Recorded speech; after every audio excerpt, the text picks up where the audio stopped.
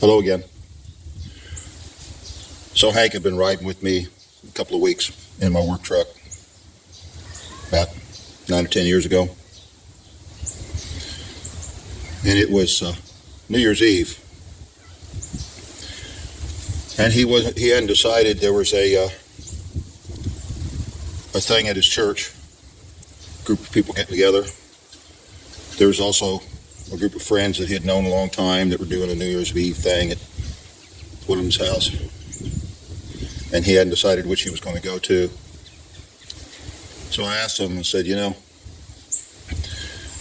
if you get together with your friends, you're more comfortable with them because you've known them longer. But you're going to end up drinking. You're probably going to be doing some drugs. He goes, yeah, I know. I said, well, which one is better for you? You get together and talk about the Lord, or you could be a little more comfortable and give in to your weakness.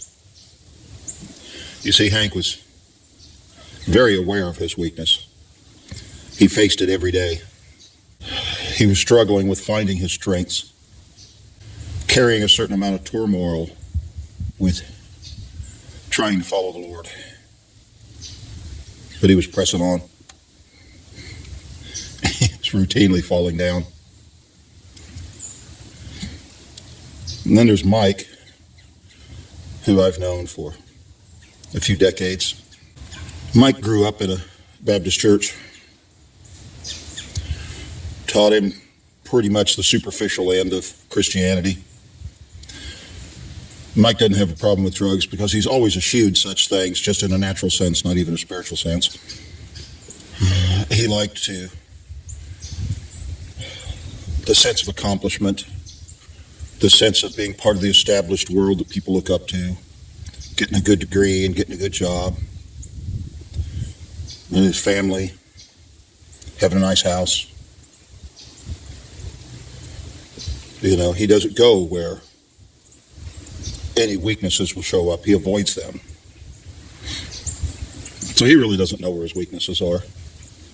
Therefore, doesn't know what his strengths are. And over the course of 30 years, he's exactly the same person as he was. But he's happy in church every Sunday morning. Never misses a service. But there's no growth. But he's comfortable. And that's what he likes.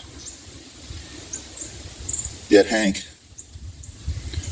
tomorrow he's going to have a really bad hangover. And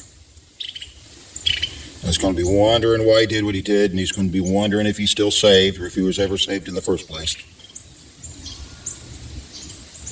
And he's going to put one foot in front of him again and start walking. Hank is saved. Mike, lost as a ball in high weeds. And the best thing I could tell you is God loves you. God loves you. I could say that from my heart, I know it's